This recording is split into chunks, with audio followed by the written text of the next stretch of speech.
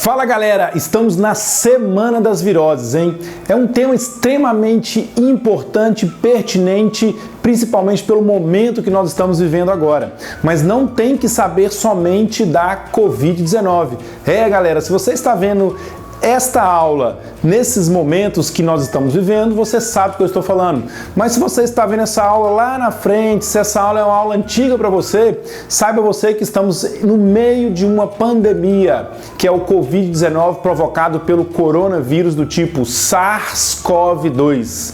Mas essa aula não é só sobre isso, é sobre virose de modo geral. É a semana inteira falando de virose, são várias aulas falando de virose. Se você já assistiu outra aula, tá vendo esse tempo que está aparecendo para você na sua tela aqui, ó? Você pode adiantar esse vídeo até esse tempo que eu já entro direto na virose do dia de hoje.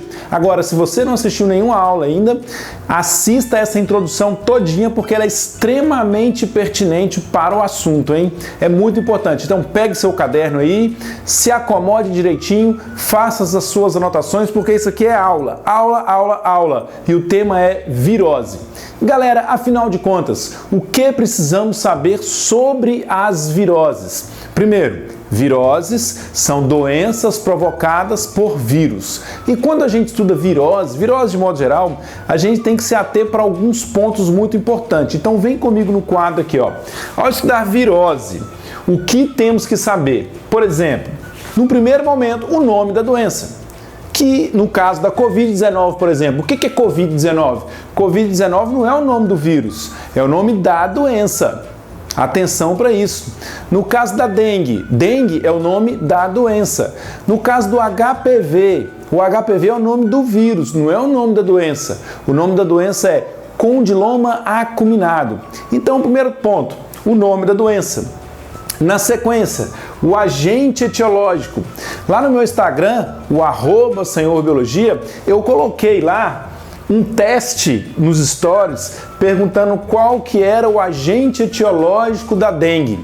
E entre as opções eu pus mosquito. A grande maioria marcou mosquito porque o pessoal não sabe o que é o agente etiológico. Agente etiológico é aquele causador da doença, é o verdadeiro causador da doença, que lá no caso da dengue é um vírus, porque dengue é uma doença viral. O que o mosquito é, o pernilongo, o Aedes aegypti, ele é o vetor, ele é o transmissor da doença. Então muita atenção com o significado de agente etiológico. Agente etiológico é o verdadeiro causador da doença. Tem uma aula que eu postei já no YouTube. Essa aula eu dou para você duas dicas importantíssimas para você guardar quais doenças são virais e quais doenças são bacterianas. Vai aparecer para você aqui, ó. Vai lá assistir. Essa dica é uma frase, é uma técnica mnemônica em que eu digo uma frase que aborda várias doenças virais e uma outra frase que aborda várias doenças bacterianas. Porque dentre tantas doenças que você tem que saber, tem aquelas que são virais, as que são bacterianas, as que são provocadas por protozoários, por fungo, por plateuminto, por nemateuminto. São muitas doenças que flagelam a humanidade aí, né? Sem contar as outras que atingem os outros seres vivos também, tanto animais como plantas.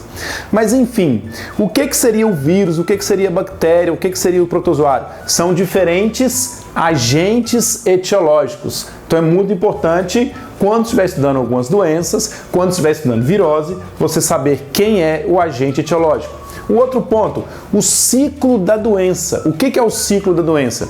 Se essa doença ela tem um ciclo direto ou indireto. O que significa ter um ciclo direto?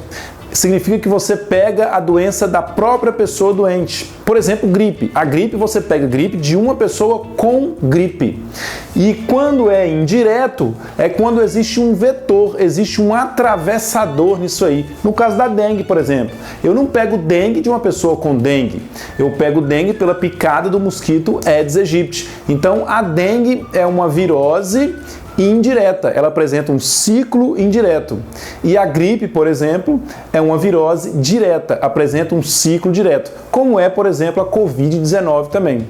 Galera, agora anota esse nome aí, vai aparecer para você bem grandão aqui, ó. As doenças que apresentam ciclo direto, elas são chamadas monoxênicas ou monogenéticas. E as doenças que apresentam ciclo indireto, elas são chamadas de heteroxênicas ou heterogenéticas. Muito importante isso aí, ok? Bom, dentre aquelas viroses, que é o nosso tema, que apresenta ciclo heteroxênico, ou seja, indireto, elas apresentam um vetor. Quem que é o vetor, então? O vetor é o disseminador da doença, é o espalhador da doença, se a gente pode falar isso. E no caso da dengue, por exemplo, o vetor é o mosquito Aedes aegypti. No caso de uma outra doença que não é virose, a malária, por exemplo, a gente também tem um mosquito, que é o mosquito Phlebotomus. A malária é causada por protozoário, é o Plasmodium. Portanto, o vetor é aquele que transmite a doença e ele só existe quando estamos diante de uma doença que apresenta ciclo indireto, portanto, heteroxênico. Outro ponto importante quando se estuda viroses, entender a transmissão. Como que a doença é transmitida de uma pessoa para outra. E é muito importante a relação que você tem que fazer entre transmissão e profilaxia. A gente já fala disso. Um outro ponto muito importante, vem aqui, os sintomas da doença, o que a doença lhe causa. E aí eu te dou uma dica muito interessante. Normalmente, aquele agente patogênico, no caso um vírus, por exemplo, ele vai te causar um sintoma que vai fazer com que ele seja liberado da forma mais rápida possível, para poder atingir outras pessoas. Se a saída do mosquito, se a saída do vírus de você é pelas fezes, e aí a transmissão se dá por água contaminada com fezes do doente, ou alimentos contaminados com as fezes do doente, esse agente patogênico vai te provocar diarreia. Agora, se o vírus sai pela saliva, sai pela conversa, pelo ar, gotículas de água, esse vírus vai te provocar tosse, espirro, dor de garganta, ok? Então é uma dica bacana você relacionar a forma de transmissão com os sintomas. Algumas viroses, algumas patologias causam diversos sintomas, né? Mas é uma dica que já te dá um indício aí para você não ter que decorar simplesmente os sintomas. Leve esse raciocínio com você. Profilaxia. Isso é o que mais cai em prova. Você tem que saber, primeiro, o que significa profilaxia. Profilaxia significa medidas de prevenção. São aquelas medidas que podem ser tomadas para se prevenir a doença, para evitar que a doença se espalhe no meio, se espalhe na sociedade, na população. São medidas de prevenção. Por exemplo, a vacina é uma medida de prevenção. Vacina é profilaxia. Agora, o soro não é profilaxia. Então, se você, por exemplo, quer evitar que você desenvolva raiva porque você recebeu uma mordida de cachorro, você vai tomar o soro. Você não vai tomar a vacina. A vacina antirrábica você toma antes para se prevenir. Na hora, se você tomou a mordida, você vai tomar o soro antirrábico. O soro já contém os anticorpos para combater a doença. Então, profilaxia são medidas de prevenção. E aí existem aquelas prevenções que você pode fazer, como, por exemplo, lavar as suas mãos. Isso é uma profilaxia para diversas viroses, não só a Covid-19. A higiene com os alimentos, quando você chega com os alimentos, por exemplo, você comprou frutas, a fruta que você vai comer crua ali, com casca e tudo, por exemplo, maçã, pera, pêssego, lavar bem esses alimentos. Água, se você mora numa região de grande contaminação, como por exemplo a cólera, que é uma doença bacteriana, não é viral, que se transmite através de água contaminada, e se a região que você mora, a cólera é comum, uma profilaxia muito importante, ferver a água antes de consumir. Por exemplo, vai colocar água no filtro de barro, ferve a água antes, espera ela esfriar e aí coloca no filtro de barro. Então existem algumas profilaxias que são atitudes nossas, como higiene pessoal, saneamento, higiene pessoal, higiene com os alimentos, fervura de água, proteção da casa, como colocar no caso da dengue, diversas outras doenças transmitidas por inseto, telas na janela, uso de cortinado, inseticida, repelente, raquete elétrica, tudo isso são medidas profiláticas. E existem aquelas medidas que são atitudes que devem ser tomadas pelo poder público, como por exemplo, saneamento básico, construção de redes de esgoto, tratamento de esgoto. Essas atitudes são atitudes desenvolvidas pela prefeitura, pelo governo estadual, pelo governo federal. Enfim, profilaxia é muito importante se saber e é o que mais cai em prova. E por fim, galera, o tratamento. Como tratar essas doenças? Isso aqui cai muito quando você compara viroses e bacterioses e aí a gente inclui o antibiótico. Muito cuidado com isso, porque antibiótico é um remédio, é um tratamento que combate bactéria.